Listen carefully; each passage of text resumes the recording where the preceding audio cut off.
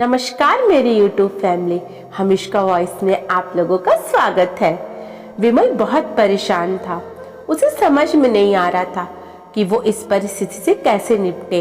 वो अपनी माँ को बहुत चाहता था, किंतु उसकी पत्नी और बच्चे उसकी माँ से बहुत दूर भागते थे, क्योंकि उसकी माँ की एक आँख नहीं थी, साथ ही उसकी कमर भी 90 अंश पर झुकी थी। वैसे वो अपना काम सब खुद कर लेती, किंतु फिर भी वो उसकी पत्नी और बच्चों के लिए हमेशा खटकती है। दादी, आप ऊपर के कमरे में जाओ, मेरे दोस्त आ रहा है, विमल के बेटे अखिल ने बड़ी बेरुखी से कहा। पर बेटा, मैं तो यहीं बहुत दूर बैठी हूँ, विमल की माँ ने बहुत प्यार से कहा। नहीं, आप उनके सामने मत रहो, वो मुझे चिढ़ाते हैं, अखिल ने जोर से डांटते हुए कहा। क्या हुआ अखिल, क्यों चिल्ला रहे हो? विमल की पत्नी कामनी ने किचन से ही आवाज लगाई।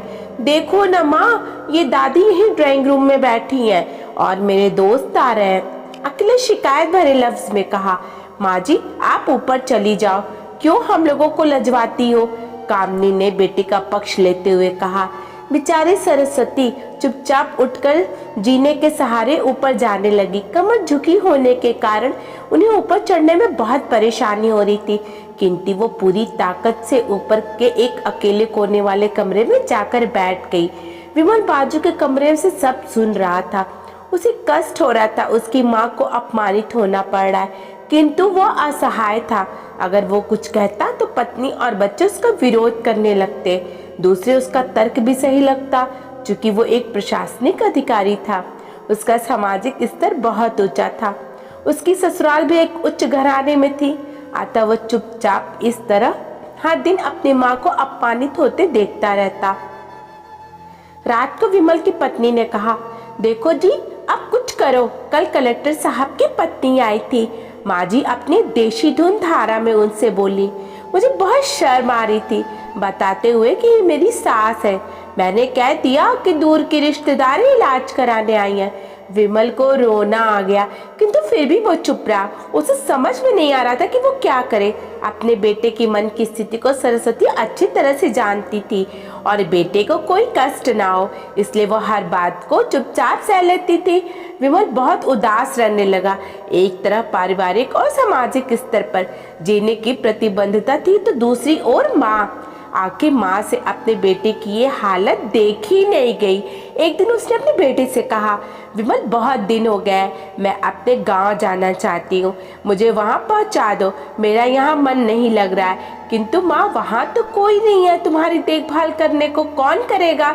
विमल ने आश्चर्य से पूछा। अरे सब गांव वाले तो है ना, वो तुम्हारे मामा जी तो उसी गांव में रहते हैं, और फिर हम सारी व्यवस्था करके आएंगे ना। कामनी की तो जैसे मन की मुराद मिल गई हो। हाँ बेटा, बहू सही कह रही है, सरस्वती ने लंबी सांस लेते हुए कहा। विमल जानता था कि गांव में माँ की देखभाल करने वाला कोई नहीं है, लेकिन अपनी पत्नी की जिद के कारण वो अपनी माँ को गांव छोड़ने पर विवश हो गया। माँ को गांव छोड़कर आते वक्त उसे रोना आ रहा था तथा अपनी बेबसी पर गुस्सा भी आ रहा था, किंतु परिवार, पत्नी और समाज में इनके इन मनोभावों को दबा दिया और वो सुकून सा महसूस करने लगा। कुछ दिनों के बाद उसके चाचा, जो अमेरिका में रहते थे, आने वाले थे। जब विमल बहुत छोटा था, उसके पिता जीवित थे, तब वो भारत आए थे और उसके बाद वो अब भारत आने वाले थे। पूरा परिवार और आस पड़ोस बहुत उत्साहित था। अमेरिका से विमल के डॉक्टर चाचा आ रहे थे। डॉक्टर रमेश ने जैसे ही घर में कदम रखा, सबने मिलकर बहुत उत्साह से उनका स्वागत किया। क्यों विमल, भाभी नहीं दिख रही हैं, कहाँ है? डॉक्टर रमेश ने उत्सुकता पूर्वक पूछा। जी, वो गांव में रहती हैं, यहाँ उनका मन नहीं लगा, कामनी ने सपाट लफ्ज में उत्तर दिया। डॉक्टर रमेश ने विमल की ओर देखा तो विमल ने अपनी आंखें झुका ली। डॉक्टर रमेश सब समझ गए, बोले, कल हम सभी भाभी से मिलने गांव चलेंगे सब लोग। दूसरे दिन सभी लोग गांव के घर में पहुंचे। देखा कि सरस्वती को बहुत तेज बुखार है और वो पलंग पर असहाय पड़ी है। डॉक्टर रमेश दौड़कर सरस्वती के पास गए, उनके पैर छूकर रोने लगे। सरस्वती की हालत उनकी कल्पना से परे थी। वाह बेटा विमल, तूने तो नाम उजागर कर दिया। अपनी माँ की यह हालत देखकर तुझे तो शर्म भी नहीं आ रही होगी। डॉक्टर रमेश ने विमल को लगभग डांटते हुए कहा, नहीं देवर जी, विमल का कोई दोष नहीं है। मैं खुद गांव आई थी, सरस्वती ने अपने बेटे का बचाव किया। मुझे सब पता चल गया है भाभी, आप चुप रहो, क्योंकि बहू तुम्हें अपनी सास की क्रूरता पसंद नहीं आई। समाज में तुम्हें नीचा देखना पड़ता है ना। डॉक्टर रमेश ने कामनी की ओर व्यंग से देखा। कामनी निरंतर होकर विमल को देखने लगी। आज तुम जिस सामाजिक स्तर पर हो वो इन्हीं के संघर्षों की देन है। और बेटा विमल, तुम्हें शायद मालूम भी ना हो कि बचपन में जब तुम 1 साल के थे तब छत से नीचे गिर जाने के कारण तुम्हारी एक आंख फूट गई थी और तुम्हारी रीढ़ की हड्डी में भी समस्या थी। तब तुम्हारी इसी क्रूप माँ ने अपनी एक आंख और अपने बोन मेरो तुम्हें देकर इतना सुंदर स्वरूप दिया था।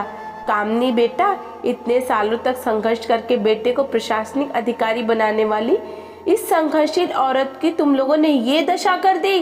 तुम्हें ईश्वर कभी माफ नहीं करेगा। डॉक्टर रमेश की आंखों से आंसू जलधारा बह रही थी। अब भाभी, आप मेरे साथ अमेरिका जाएंगी, यहाँ इन स्वार्थी लोगों के बीच नहीं रहेंगी। डॉक्टर रमेश ने सरस्वती से कहा, विमल को तो काटो तो खून नहीं। डॉक्टर रमेश जो उसके चाचा थे, उन्होंने जो राज बताया उसके बाद तो विमल को यही लग रहा था कि उससे ज्यादा पापी इंसान इस दुनिया में कोई और है ही नहीं। वो दौड़ता गया और माँ सरस्वती के कदमों में लिपट गया। माँ, मेरा अपराध अक्षम्य है। मैं जानबूझकर चुप्पी साधे रहा, आपका अपमान करवाता रहा। अब सिर्फ आप ही इस घर में मेरे साथ रहेंगी और कोई नहीं। विमल ने आगन्य दृष्टि से अपनी पत्नी और बच्चों को देखा। कामनी को भी बहुत पश्चाताप हो रहा था, किंतु उसकी हिम्मत नहीं हो रही थी कि वह सरस्वती से आंख मिलाए। सरस्वती ने कामनी की मनस्थिति को समझकर उसको पुचकारते हुए अपने पास बुलाया और विमल को डांटते हुए कहा, खबरदार, जो मेरी बहू को मुझसे अलग करने की कोशिश की तो तुझे ही घर से बाहर निकाल दूंगी। कामनी और बच्चों ने सरस्वती के पैर पड़ते हुए अपने व्यवहार पर माफी मांगी और माँ के हृदय ने सबको माफ कर दिया। आपको ये कहानी कैसी लगी? अपनी प्रतिक्रिया जरूर भेजिए और हमारी कहानी पसंद आए तो हमारी कहानी को लाइक कीजिए। हमारे चैनल पे न्यू है तो चैनल को सब्सक्राइब कीजिए। धन्यवाद।